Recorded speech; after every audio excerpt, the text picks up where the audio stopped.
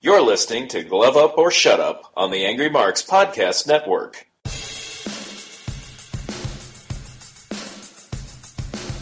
You're listening to Glove Up or Shut Up on AngryMarks.com with Peter H. and Stevie J. Find them on Twitter at HardcoreCDN and at AngryMarks. And now, for all the news, reviews, and interviews in mixed martial arts, it's time for Glove Up or Shut Up from AngryMarks.com. And welcome everybody to another episode of Glove Up or Shut Up, right here on AngryMarks.com. My name is Peter H., and I'm joined once again by my co-host from Omaha, Nebraska, Stevie J. Greetings, salutations, and good welcome to you all listening to us right here on AngryMarks.com. And for those who are suffering through this heat wave in Ontario and Quebec, my condolences. It is a hot one right now. It's a hot time in the old town tonight. Absolutely. But not where you are. You're getting the rain and we're getting the sun. Yeah, we got 8 inches in Omaha in the last day and a half. Well, we'll talk about Anderson Silva in a bit. What we're talking about right now... Yeah, we'll talk about the blue goo, and we don't mean the one that you put on for pain relief. Absolutely.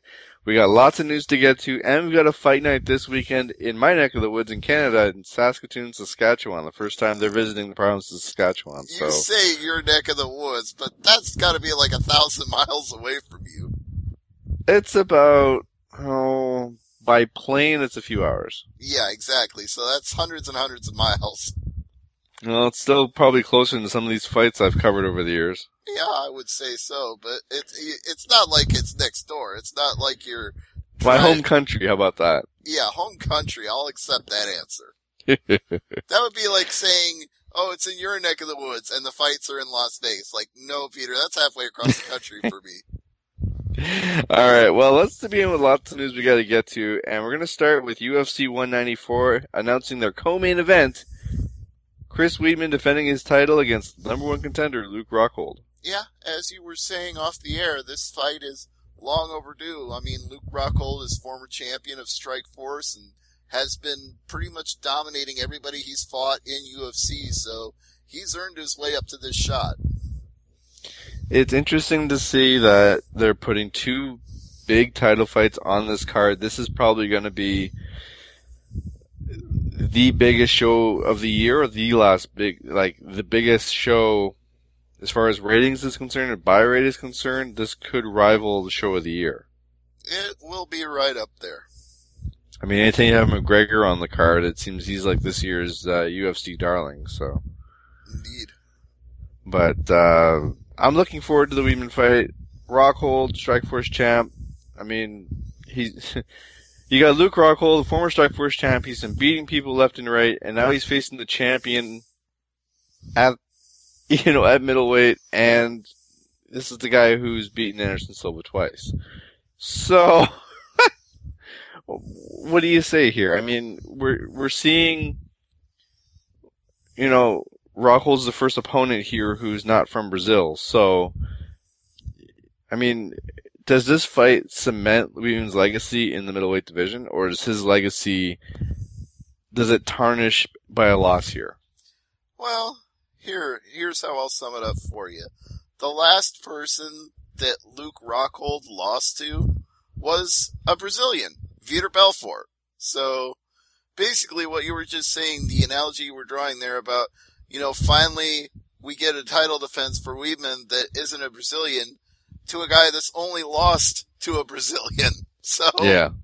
There's a certain parallel there that one of these guys is going to establish that they are truly the best in the world after the end of this fight. I'm looking forward to it, and it's going to be in not a few weeks, but it's going to be coming up in a few months, so. Yeah, it's around the corner before the end of the year. There you go. Alright, so, let's just get this Anderson Silva story over with. Yes, let's talk about the blue goo in the vial. So, it's because he took a sleeping pill, because he was anxious before the fight, and because he needed some help in the bedroom, that he failed the test. Yeah, and apparently you can't just go to a pharmacy and get Cialis like you can here. Although, why the world's most famous mixed martial artist probably can't get somebody to go get little blue pills to help him? I don't know. And didn't he declare the sleeping pill on the questionnaire? I don't even remember. Bro, that whole NSAC hearing was such a three-ring circus. I mean, Yeah. people were calling in that weren't even asking questions just so they could play, "Oh, me so horny, me love you long time," just to rib Anderson Silva. That's what it turned into. Well, I think this will definitely hurt his chances of trying out for Rio's 2016 Taekwondo team. I think it hurts his chances of being taken seriously, period. I mean, okay, if you were anxious about the fight with Nick Diaz, I can understand that. He was coming back off a broken leg, had a lot of pressure on him. I could understand taking some anti-anxiety medication. Still not allowed, still gonna get red flagged for it. But then his excuse for the steroids was, I took something to help me with my sex life and I didn't even ask what it was, and it came in a vial and it was a blue liquid and I drank it without even questioning it. First of all, are we really supposed to believe that? Second of all, he's been competing for 15 years now? Doesn't he know that you shouldn't ingest anything that you don't know what it is or where it's from? If we legitimately buy this story about him needing sex help in the bedroom, then why wouldn't he just get a prescription drug, declare a prescription for it, and then be above the board on everything? Well, this whole mystery vial of blue liquid bullshit, I'm calling it bullshit because it is a really bad excuse to explain why he believes he tested positive when clearly the reason he tested positive is he took a shot in the ass of something. there was a joke, I think it was on Fox Sports, I think it was Fox Sports on their YouTube channel. They said all the different reactions they got, obviously they're fake reactions, but they had Barry Bonds and Mark McGuire and Lance Armstrong, and Lance Armstrong, the one just said, wish I thought of that. Well, you know what? He'd have a better reason to say it than most people, considering he's only got one testicle. Exactly. Now, what do you do with Anderson Silva? Now, as far as what he can do, what he can't do, he cannot fight. He's been suspended for a year, but it's retroactive, which means he can fight in January. Yeah, basically almost no time at all he'll be back in the octagon. That's why it's a joke. It's like, oh my god, a whole year, and then you read the fine print. No, it's retroactive. He'll be fine. It's a joke because it's a bad excuse. It's a joke because it's a slap on the wrist. But the one part that actually does stick in this whole thing is that he's fined $380,000. That's the one that actually hurts. Yeah, so much for those first class plane tickets. Yeah, no doubt. Alright, so let's move on to some positive news, and Thomas Almeida is signing a new deal with the UFC. Well, that's not really surprising. You know, he's been a buzzsaw every single fight he's had, so I can see they want to keep him around for a long time to come. So, I'm just gonna rip through a bunch of these. Bellator 145 coming up on November the 6th. They've added, 2 title fights with Pitbull Fury against, what's his name? Strauss? Is it Will Strauss? Daniel Strauss. Daniel Strauss. Jeez. Will Brooks and Daniel, that's what I'm thinking. I'm confusing the 2 title fights here. Daniel Strauss, Pitbull Fury, and Will Brooks and Marcin Held. Those 2 title fights November 6th. Alright. And, did you hear what Brooks might have told Pitbull Fury? Well, he said to Pitbull Fury. I wouldn't even know what he said to him since they're 2 different weight classes. Will Brooks said to Pitbull Fury, I will slap you in your effing mouth. Okay. It's like, I love the trash talk, but I don't know why I'm surprised by Bellator. Like, some fighters I can see, and some fighters I'm like, like it's second nature. Like, if Diaz did it, I wouldn't be so shocked. No, Will Brooks is pretty good at trash talking in general. He's not shy about his words. No. We do have some injury updates as well. I'm gonna screw this name up. Claudia Gadelha. Yeah, the Cookie Monster. She's been, injury to her finger has pushed back her title rematch to 2016. Oh, that's a shame. And Rafael Assunção was also out for the rest of the year due to successful ankle surgery. Well, does that mean that Brian Caraway's getting a title shot now? I don't know. I mean, you look at that weight class, he'd be the next logical man if Assunção can't go. True. We talked about Chris Weidman at the top, and apparently he's planning a move to 205. Yeah, he said that his career won't officially be over until he has a fight with John Jones. Do you want to see that fight? You know what? If Weidman completely dominates the middleweights to the point that there's nobody left for him, that could be his last fight. I wouldn't care at that point. As long as he has to Ronda Rousey his entire division. When he's done that, if he wants to move up and take a fight after that, I don't care. But John Jones, if that's his first fight back and they book it like, No, see, they're not going to do an interpromotional weight class fight. They're not going to put him back in for his first fight against somebody with 185. His first fight back is going to be like a number one contenders fight to get back. You would give him a number one contenders fight in his first fight back? He didn't even lose the title. He got stripped of the title for being a dumbass. He didn't actually lose the title to anybody. True, but... Now tell me honestly, if George St. Pierre came back tomorrow, you wouldn't immediately give him a number one contenders match? No. Really, you wouldn't? No, I would give him a top 5 fighter, but I wouldn't give him a number one contenders fight. I'd say if you win that one... concerned, if you give a guy in the top 5, if you give a guy coming back a top 5 fight and he wins it, that's pretty much saying he's a number one contender. Wow, I would say you win this, then you'll get a number one contenders fight. I'm not going to give him an automatic number one shot. He has to earn it. I mean, GSP has been out for a while.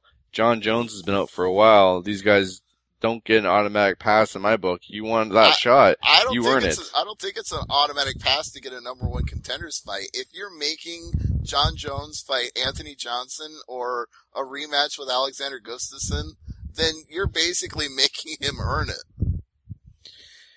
Well, time will tell on that one. We do have a fight update. UFC Fight Night 76 in Dublin. Apparently, Iri Latifi wants to fight Fabio Maldonado?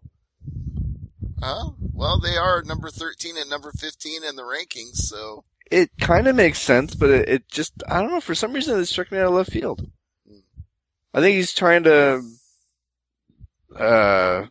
take a page out of Chael Sonnen's book with, pumping your own brand a little too much, By the way, before we completely forget, did you mention, I don't think you mentioned that Anderson Silva was dropped from the rankings. Really? I didn't know that. Yeah, Tim Boesch moves up to number 15 at middleweight as a result. Is he in pound for pound? Silva? Yeah, he must have been in the pound for pound list as well, because Joanna Jacek moves up to number 15 in the pound for pound list. So Silva's not even pound for pound anymore. He's stripped from the rankings entirely. What about Hapa Brown? You always ask me this. Yeah, he's still in there. He's number 5. Until their investigation is over, they're not going to do anything.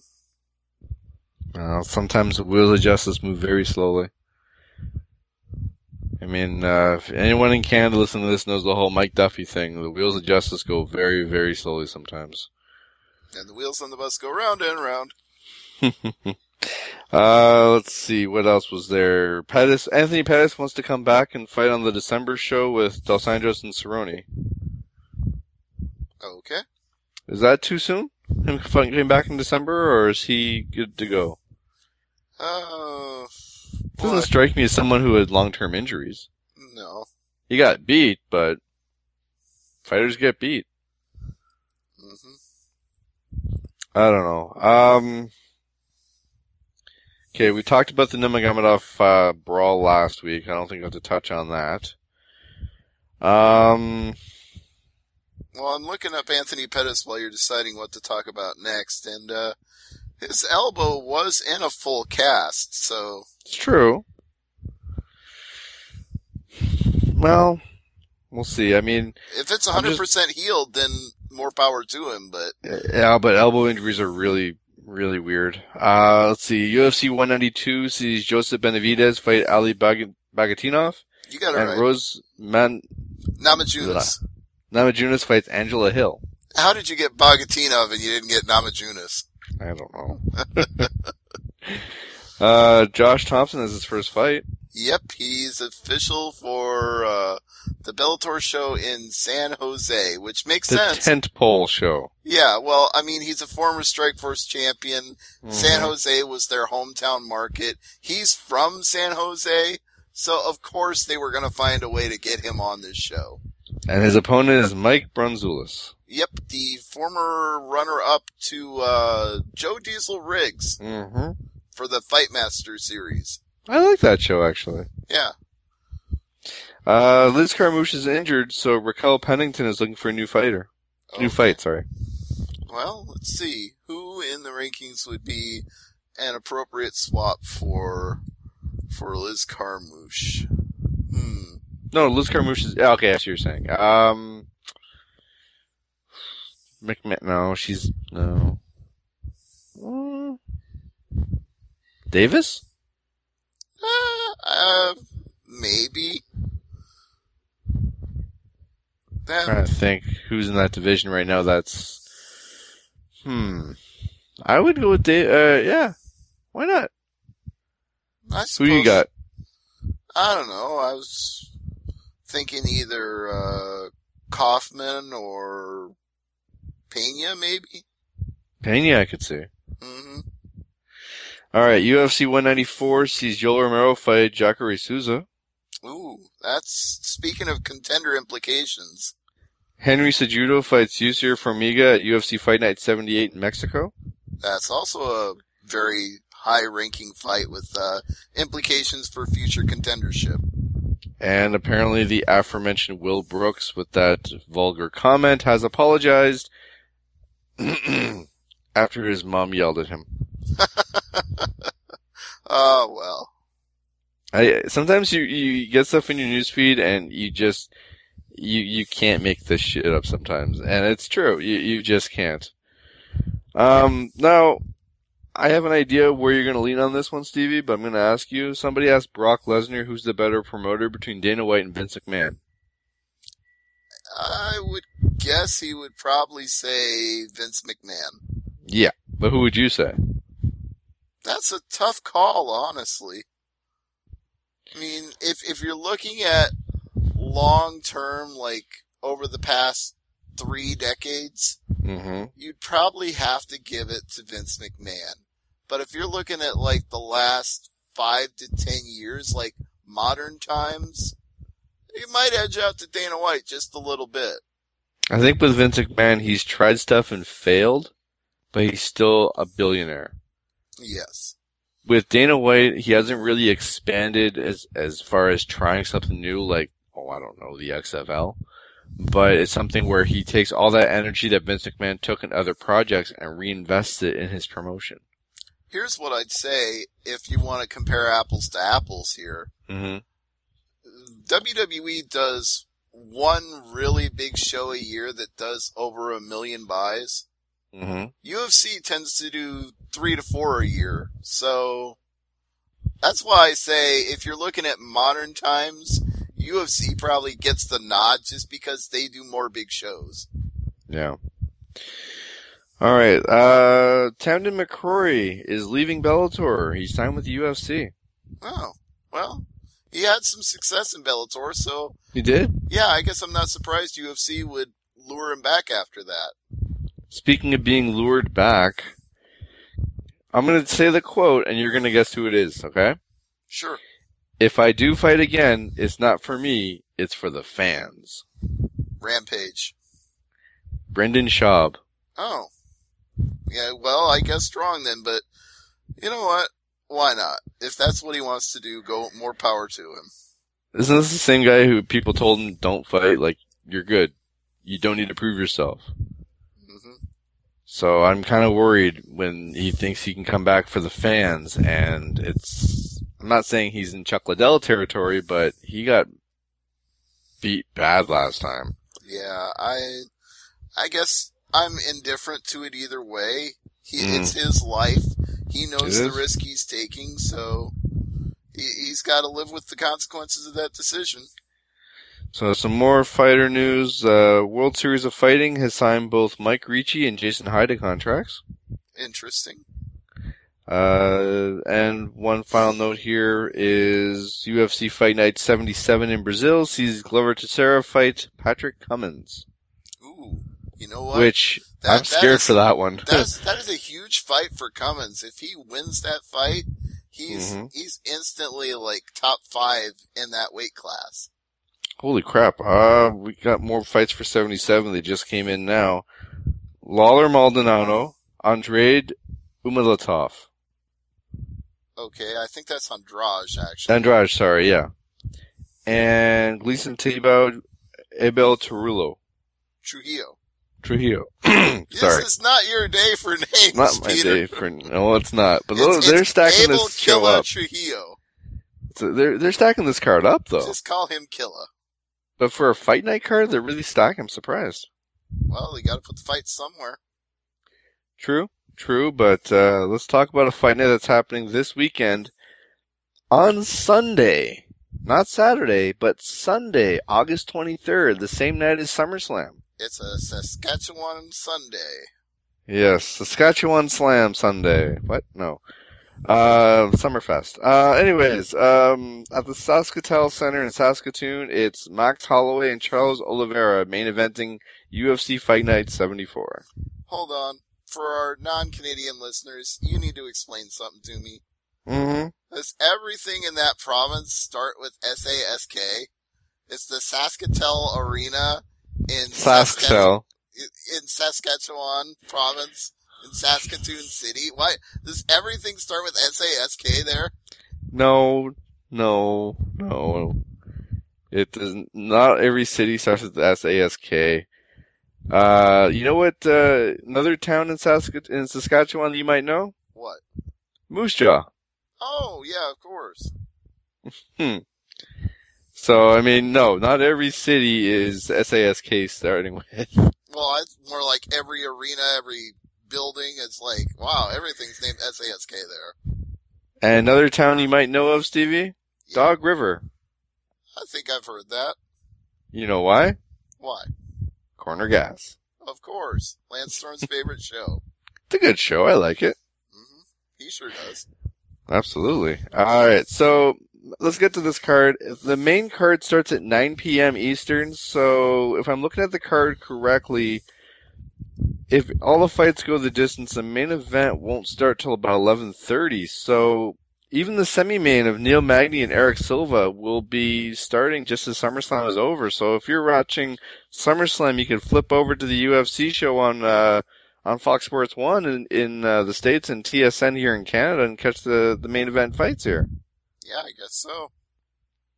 But the main card will start at 6 p.m. Eastern with 2 fights, then the traditional 4 fights on Fox Sports 1 in the States and TSN in Canada, and then the main card at 9. But as far as the main event, let's start with that. This is a rankings fight. I'm not going to sugarcoat it. It's just a rankings fight here. I'm looking forward to it. I think Holloway will win, but he's going to have to work for it. Yeah. I mean, he is blessed. That's how he got the nickname. He's got a lot of natural talent, but Oliveira, man, I can't say enough good things about that guy. He's amazing to watch. It's hard to bet against him, but in this fight, like I'm gonna go with Holloway, but it's really hard to pick against him though. Mm-hmm. Like, remember that choke he did on Nick Lentz back in May? Oh yeah, that was beautiful. I mean, it seems like it's either choke or decision. I mean, it's scary to think that where he's ranked now. I mean, if he had a couple more solid wins, a win against Holloway here would definitely boost him in the rankings. Holloway, man, this guy is another guy on the rise right now. Right. Well, the odds do favor Holloway. He is minus 220, and Dubronx is plus 180. Do you think this goes the distance? Yeah, it's 5 rounds because it's the main event. So, no, I would think somebody will find a way to finish the fight before then. I think Holloway by knockout. That seems a little too strong to me. You think so? Yeah. You think submission? Yeah, I think there's a better chance of somebody gets rocked and there's a submission, but boy, you're really putting me on the spot here with this one, because I like both of these guys a lot. They are both killers in this weight class. I mean, you're looking at basically the future of the featherweight division right here. I mean, either one of these guys is a champion somewhere down the line. Like, when Jose Aldo retires and Conor McGregor has made so much money that he doesn't care anymore. He's doing movies at this point, yeah. Yeah, like when he's doing the Ronda Rousey thing, when he gets to that point, then one of these guys is probably your champion at featherweight. But, oh man, I guess just because he's the odds-on favorite right now, I'll go with Holloway, but if Dubronx won, it wouldn't shock me. Alright, what about Neil Magny and Eric Silva? Well, as of right now, Silva is a small favorite at minus 170 and Magny is plus 150. My big concern here is it's too soon for Magny to be coming back. I'm surprised the odds are actually that close. I would have had Silva as a heavier favorite. But isn't Magny coming off a loss after winning how many fights in a row? Yeah, that's true. It was like a bump in the road, so to speak, if you look at it that way, but Silva, remember I said this on last week's show, or maybe even 2 weeks ago? Mm-hmm. Silva had one of the greatest fights I've seen in the last couple of years with Matt Brown, and that was a war. He has an incredible chin. He hits like a ton of bricks. It was an amazingly good fight, and every time I see Eric Silva fight now, that fight is in my mind. Like, this is what that guy is capable of, which is why I'm gonna pick Silva to win this. See, I thought you would have said Silva. You remember him for having tapping out Koscheck to Bellator. I suppose you could look at it that way as well. Josh Berkman and Patrick Cote, friend of the show. Yeah, and Cote seems brimming with confidence right now that he's going to finish Berkman in this fight. It's a tall order. Yeah, and odds makers aren't making either one of these guys a big favorite in either direction. I mean, right now, as of the recording of this show, Berkman is minus 135 and Cote is plus 115, so it's practically a coin flip. And Berkman, we saw him he got choked out by Dong Hyun Kim back in May, and the fight against Hector Lombard was a no contest because, I don't know, something about drugs, I don't know. Right. So, I mean, this is something where he's playing with house money. So Cote has right to be confident, but we've said it before on this show, but anyone playing with house money with, I'm going to say, 2 losses back to back, I mean, if he gets beat by Cote here, he could be on the fast track back to World Series. Yeah, you're right. He could wind up back there in no time flat, but they'll take him. Yeah, they would. I'm just going to go ahead and say Cote wins, and I'm going to give you the cheapest reason ever. Uh-oh. Cote always wins in Canada. Oh, jeez. It's true, though. True. The only time he loses in Canada is, like, GSP, and then that's facing another Canadian, so it's a wash. What about Chad Laprise against Francisco Trinaldo? Well, Laprise is the heavy favorite here, minus 335. Yeah, it's not looking good for Trinaldo, I will say that. But stranger things have happened. I'm not going to lie. Yeah. Well, what do you think of Chad Laprise in general? Do you think he's progressed at the right pace since Ultimate Fighter Nations? He's getting there. Yeah, I mean, I think he needs a couple more fights, but he's undefeated, so it looks good. But we don't know what his upper ceiling is. He hasn't. Yeah, the best guy he's fought so far was Olivier Aubin Mercier, so that might be the one telling fight on his record. But I don't feel like we learned enough from watching him fight against Dennis Cedeno or Brian Barberina. I don't think those were real good tests for him. No offense. I think he needs a win, like not a decision win, but a win, like a dominant win here to really make people notice him. Right, yeah, to elevate him to that next level. And Trinaldo is the kind of guy, if you beat him, he's well enough established and regarded as a tough fighter in general that I feel like that would be the quality win that he really needs. Like, if he just goes in there and chews Trinaldo up and knocks him out, that would be the kind of fight he needs. But he can't take Trinaldo lightly, because even though he has 2 decisions and a split decision, you know, again, I said Trinaldo is tough for a reason. Like, he's not afraid to go the distance, and he's not afraid to let the judges decide. He can go in there and work you for 3 rounds. The aforementioned Aubin Mercier fights Tony Sims. Yes, and in this fight, Aubin Mercier, minus 240 favorite. I totally agree with that. Mm-hmm. Are you picking him as well? Oh, yeah. Homer? No. I mean... Is there any Canadian on this card you're not going to pick? Homer? Damn it. Just go ahead and look say who it. the Canadians are. It's like, I can't... I know. I'm just teasing you, but you always do it to me when a fighter's from Omaha, so I gotta get one back on you somewhere. Oh, I know, but it's like, you say, like, all the Canadians, but look at who they're fighting. It looks... I know. I'm not saying they're setting it up, but... But they are kind of. They're looking for hometown pops. They want people to be happy at this show. They're making their debut in a new market, so you gotta flood it with a Canadian fight that 9 times out of 10, it looks like they're the favorite. Well, the one where there's actually a good chance of the hometown fighter, quote unquote, losing is Marina Moroz and Valerie Letourneau. You're picking Moroz? Yeah, she's minus 180. Well, I mean... Letourneau didn't turn in a great performance in her last fight either. That's true. I think it's just a opportunity for Letourneau to turn a page. Sorry for the bad pun there, but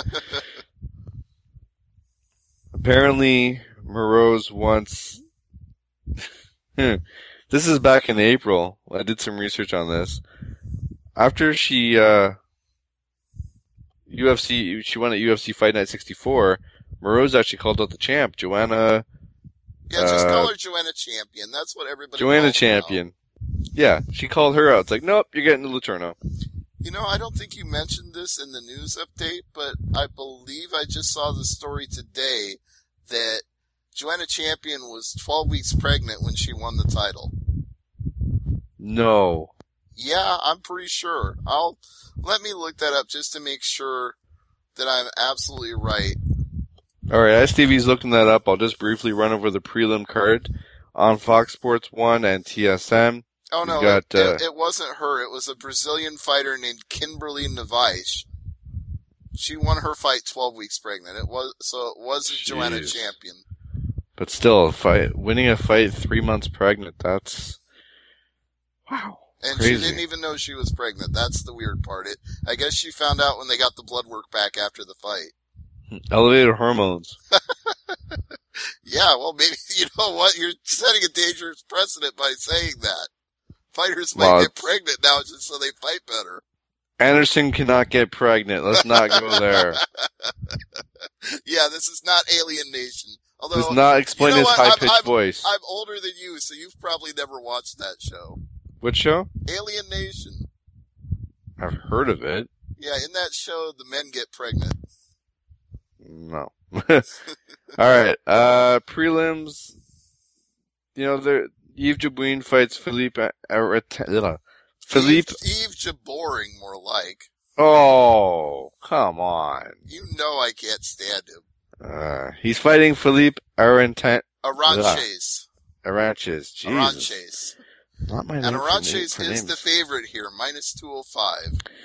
Misha Kurnov is fighting Daniel Jolly. And actually, that's a heavy favorite. Chernov is minus 450. See, there's a name I can't pronounce. How about that? Nikita Krylov is fighting Marcos Rodrigo de Lima. Rogerio de Lima. Okay. Who's the favorite there? It's pretty much a coin flip. Minus 145 to de Lima.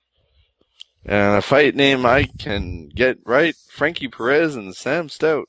Yeah, and coin flip again. Minus 135 for Perez, plus 115 for Stout. I thought Stout would be the favorite for that one, but... Well, he has kind of been on a backslide of late. He has. The 2-on Fight Pass see Chris Beal and Chris Calades. Pilates, and Shane Campbell and Elias Silverio. Yeah. I think that's Silverio, actually. Silverio? Okay. Yeah. Not Silverio. Not my day today, I'm telling you. Not your day. I hope people are having fun listening to this. I'm sure they will. I'm sure they are. Is there any update on Rick Story's injury?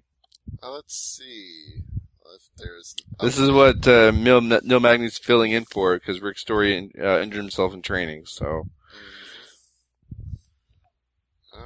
Eric Silva trains for Rick Story fight by punching what? This is a video. I'm probably not going to end up watching the video. Oh, Eric Silva trains for Rick Story fight by punching Anderson Silva in the face. Oh, Jesus. That's funny. Yeah, okay.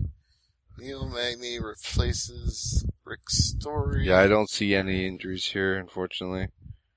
Yeah. Do you think a win again in that fight against Silva would put Story in the top 10? If Story was fighting, yeah. Yeah. All I can find is he says his injury requires surgery, but not what the nature of the injury was. They might be keeping it close to the chest then. Yeah. Which is sad to say because you never want to hear that, really. Because, I mean, if they just say it's surgery, it could be a thumb, it could be a toe, it could be a knee, 10,000 different things. Yeah. Hey, let me take this in a completely different direction. Alright. Have you heard about the Ronda Arouse Me movie? No, but I've seen a Ronda Rousey spoofing Honey Boo Boo. Yeah, no, that's not the one I'm referring to. There's a sex movie with a Ronda Rousey look-alike, and the star of the movie, Cleo Valencian, now wants to go on a date with the real Ronda Rousey. Yeah, security. Well, Rousey has actually said she's thrilled that somebody thinks highly enough of her to parody her in a porno movie, and apparently she said, I just hope they do a good job. You had to say job, didn't you? I didn't mean it like that. I know, but still funny. I really don't know where to go with that one because that's just, Well,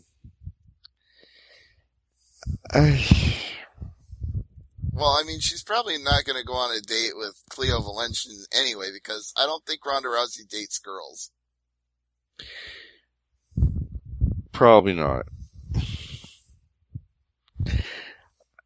Now, I think this is the last week where we're going to have one show per week. I think coming up in the month of September, we've got a couple of good shows coming up, so yeah, I'm looking forward to that. There's one weekend in September where there's like a big Bellator and a big World Series fighting back-to-back Friday and Saturday night.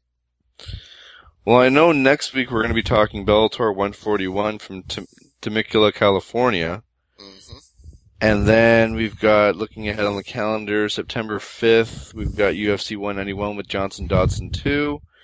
And we've got the Invicta's Bellator got a show. Dynamite show where they're going to have the four-man light heavyweight tournament. Yeah, Invicta on September 12th, World Series September 18th. Bellator 143 on September 25th. Fight night on the 26th with Nelson and Barton. Oh my god, we forgot about that one. The Japan show. You got it. Oof. And then that's it for September. So we got actually, this looks like Bellator's month for September.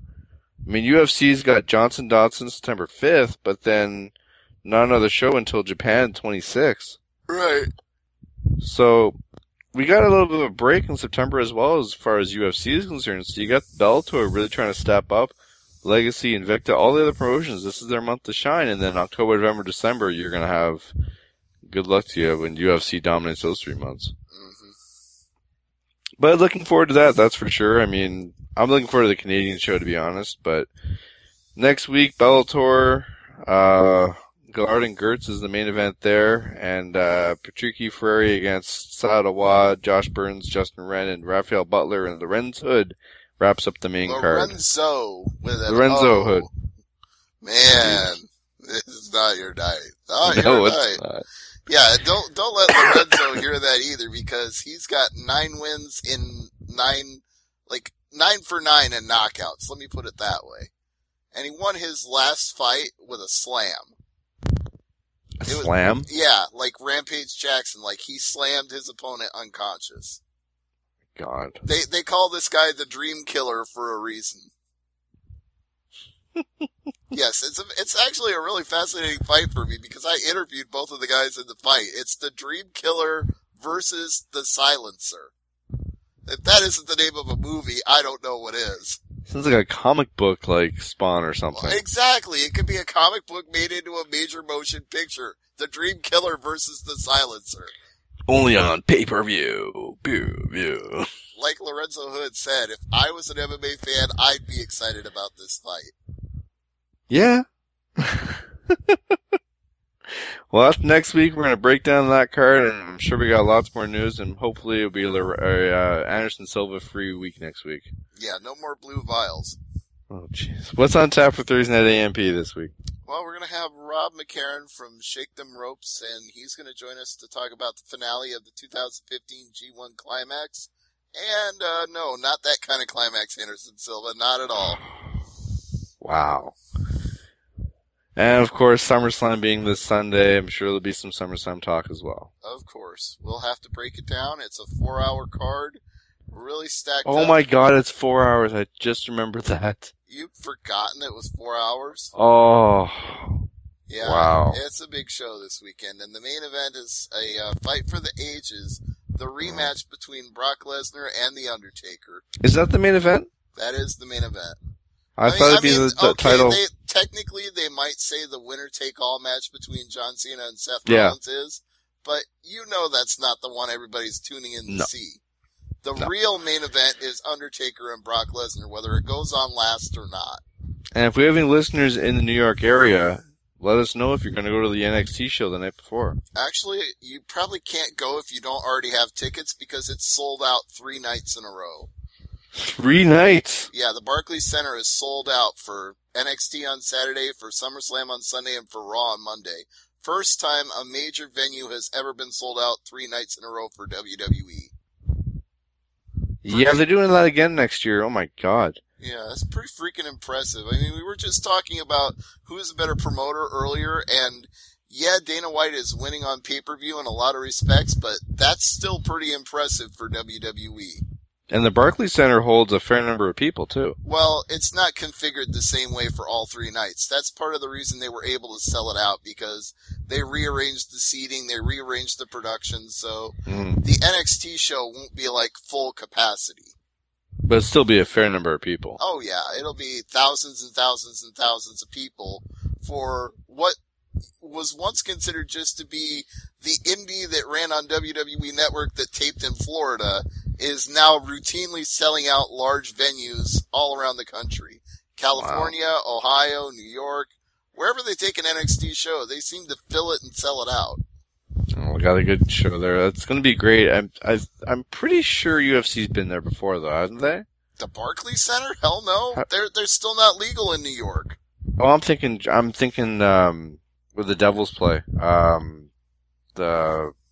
Mark's gonna kill me when he hears this show. Meadowlands? In Jersey. I think they're legal in Jersey. They've done a show or two there. Well, yeah, we've talked about the New Jersey Athletic Commission many, many times on this show. Oh, yeah, that's true, we have. But we're not going to get into that argument about New York and legalization, because we're going to be here for 2 more hours. Right, yeah, we gotta go. We got shit to do. Alright, well, for Stevie J, I'm Peter H., the Hardcore Canadian. Thanks for listening. And as always, before I forget, tune in this Friday, Live 88.5 at 6 o'clock in the morning. I'll be with the Live 88.5 Morning Startup talking this week's UFC Fight Night. So if you're in the Ottawa area, Friday at 6 a.m. on Live 88.5. Hey, send me that audio. I'll put it up on our channel. Absolutely. And as I was saying, I'm Peter H., Hardcore Canadian. Thanks for listening. And as I always say, never leave it to the judges. Good night, everybody. Follow him at HardcoreCDN on Twitter, and follow me at AngryMarks. Like us on Facebook at tinyurl.com/GloveUp. Good night, everyone. See ya.